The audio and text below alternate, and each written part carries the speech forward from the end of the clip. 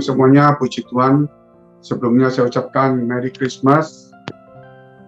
Ya, pada hari ini kita mau berdoa terlebih dahulu. Bapa kami dalam surga yang kami kenal di dalam nama Tuhan Yesus, urapi setiap kami, sucikan setiap kami, biar semangat Natal, damai Natal, kasih Natal, sukacita Natal boleh ada dalam hati pikiran kami. Supaya pada Natal ini Tuhan, kami boleh mendapatkan berkat Natal yang terindah dan menjadi berkat Natal juga bagi setiap orang. Karena kami telah menerima Yesus Kristus sebagai Raja Damai. Dan kami juga ingin Tuhan menjadi berkat Natal terindah bagi keluarga, saudara, teman-teman kami semuanya. Supaya setiap hari demi hari kami akan terus melakukan apa yang Tuhan ingin perbuat dalam hidup kami. Karena hidup kami persembahkan kepada Tuhan sebagai persembahan yang hidup kudus berkenan kepada Tuhan.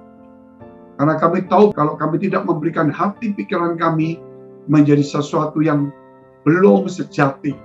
Sebab itu tuntunlah setiap hati jiwa kami supaya kami boleh lebih sungguh-sungguh, lebih mengenal dan lebih melekat, lebih percaya dan hidup sesuai dengan rencana dan jalan Tuhan. Di dalam nama Tuhan Yesus, kami sudah mengucap syukur dan berdoa. Haleluya. Amin. Puji Tuhan saudara semuanya.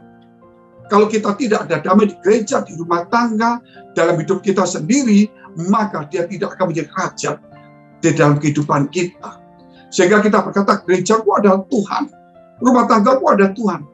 Tapi kalau kita tidak mau berdamai, berarti kita tidak merajakan Yesus. Walaupun kita berdoa kepada Allah, karena memang Allah kita doa, kita sembah, kita puji, kita minta. Tetapi kalau raja, dia memerintah. Sebab itu Yesaya itu menerangkan dengan bagus, El Shaddai, Bapa yang kekal. Penasihat ajaib itu firman-Nya. Pemerintahan ada di baunya, berarti itu dia raja damai. Ada kekuasaan, ada perintah, ada hukum, dan sebagainya. Sebab itu mari pada Natal ini jadikanlah kita sebagai berkat Natal terindah bagi keluarga kita. Untuk apa? Untuk merajakan Yesus dalam hidup kita, dalam hati kita dan gereja, dalam rumah tangga, yaitu kita melalui berdamai. Berdamai dengan semua orang. Matius 5 ayat 9, berbahagialah orang yang membawa damai, karena mereka akan disebut anak-anak Allah. Siapa yang disebut anak-anak Allah? Yaitu mereka yang membawa damai. Jadi kalau kita anak-anak Allah karena percaya Yesus Kristus, disebut anak-anak Allah. Tapi kalau tidak membawa damai, berarti kita masih, saudara, sekedar percaya, diberikan saudara predikat anak-anak Allah, tapi masih tergantung. Kenapa saudara? Karena dikatakan Yohanes 1 ayat 12, barang siapa percaya kepada Yesus, maka dia diberi kuasa menjadi anak Allah. Kuasa untuk menjadi anak Allah. Tetapi kalau Roma 8 ayat 14, siapa yang dipimpin Roh Kudus, dia adalah anak Allah. Jadi ketika kita percaya, diberi kuasa. Sama seperti saya menjual rumah, karena saya diberi kuasa pemiliknya, saya jual. Tapi milik uang itu adalah milik yang pemiliknya. Saya cuma diberi kuasa. Kalau saya ambil uangnya, tidak kembali ke pemilik, saya berarti salah, saudara. Tetapi kalau kita mau dituntun Roh Kudus, kita adalah. Makanya ketika kita percaya, sifat karakter harus berubah. Supaya kita mau dituntun Roh Kudus, supaya kita merajakan Yesus sebagai Raja Damai. Sehingga kita suka berdamai, dan kita membawa damai, termasuk Injil kebenaran, untuk berdamai dengan Allah, melalui Yesus Kristus, kita disebut anak-anak Allah. Inilah saudara, diberi kuasa, disebut adalah. Ini tiga harus diperhitungkan. Diberi kuasa, saudara, diberi kuasa, itu berarti percaya. Disebut anak Allah, berarti membawa damai. Selain percaya, dia membawa damai. Dipimpin Roh Kudus adalah. Sehingga Matius pasal 5 ayat 23 sampai 25. Ketika kita mempersembahkan sesuatu, persembahan di atas mezbah, Tetapi ketika kita ingat perselisihan kita dengan saudara kita, maka tinggalkan persembahan itu, berdamailah dahulu. Setelah berdamai, teruskan, masukkan. Jadi persembahan yang kita persembahkan masih nyangkut, belum masuk di kotak persembahan. Kalau di gereja sekarang dimasukkan, tetap nyangkut walaupun sudah diterima pendetanya. Kenapa? Karena sudah masih nyangkut. Karena berdamai itu menyempurnakan persembahan kita yang nyangkut itu. Sehingga jangan merasa bahwa aku sudah melayani, sudah mempersembahkan waktuku, sudah mempersembahkan hartaku. Tetapi kalau kita tidak berdamai, berarti sudah dipersembahkan, tapi masih di atas mezbah. Belum masuk ke dalamnya, belum diizinkan. Jadi apa yang kita lakukan, oke, di hadapan Tuhan dihormati, dihargai. Tetapi belum sempurna kalau tidak berdamai. Sebab itu mari kita berdamai. Saudara, berdamai itu penting. Amsal 17 ayat 14, memulai pertengkaran adalah seperti membuka jalan air. Jadi undurlah sebelum perbantahan mulai. Jadi kalau kita ada bertengkar seperti membuka jalannya air. Lebih baik mundur sebelum perbantahan. Jadi saudara, kita jangan suka berkelahi, berdebat lagi. Loh Pak, kalau berdamai berarti kita berkompromi dengan kesalahan. Berdamai itu bukan berkompromi dengan kesalahan. Contoh kalau perdebatan, orang yang tidak percaya Allah, yang satu percaya Allah. Tapi repot-repot berdamai, artinya tidak usah dibantah, didoakan, dan berdamai. Berdamai bukan menerima kesalahan dia, dan saya percaya kesalahan dia adalah kebenaran. Bukan. Tapi kita memaafkan, dan kita menerima dia. Mungkin belum waktunya dia bertobat, kita doakan. Kita perlu sabar. Tapi kalau bertengkar soal harta, nah kita berdamai, artinya mari kita cari solusi bersama. Tapi tidak bertengkar. Ya, jangan sampai kita bertengkar, saudara. Sebisa mungkin kita berdamai. Atau kalau lebih bagus lagi, kalau nggak ketemu solusinya, mengalah. Mengalah sudah, aku tidak mau berdebat, tidak mau berbantah lagi. Ya, menurut kamu benar silakan, tapi menurut aku belum tentu benar, ya aku hargai punyamu, gitu loh. Ya kita tetap sahabat, tetapi aku masih belum bisa. Kamu berdoa untuk aku berdoa untuk kamu, walaupun kita yakin bahwa kita benar. Jadi kita menjadi bijaksana, jangan dipaksakan, saudara. Bahkan dikatakan Markus 9 ayat 50, garam memang baik, tetapi jika garam menjadi hambar, dengan apakah kamu mengasinkannya?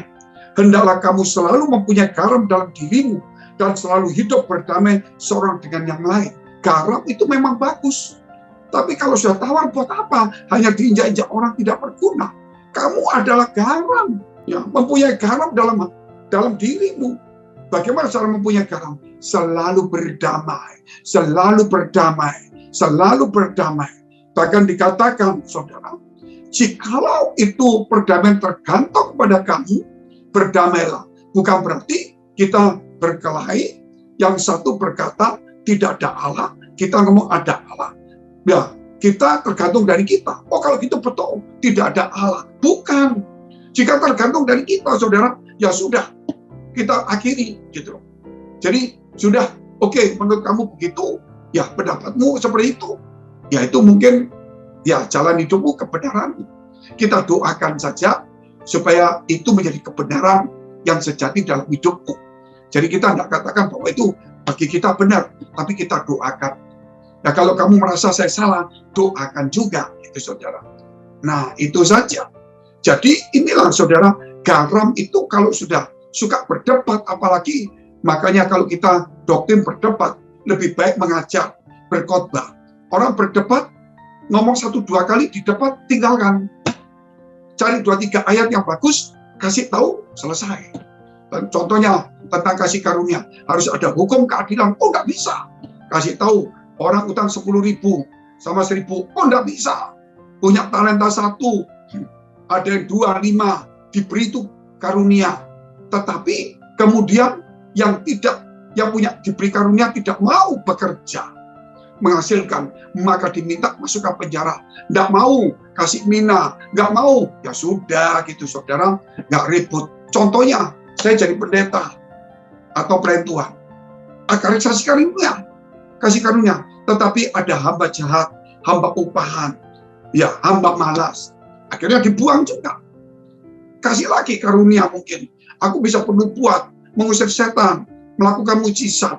Tetapi kalau saudara dikatakan tidak melakukan kehendak Bapa, ternyata pembuat kejahatan.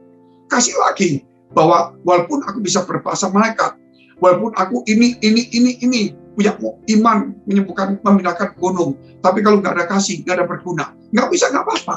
Karena itu memang pandangannya dia.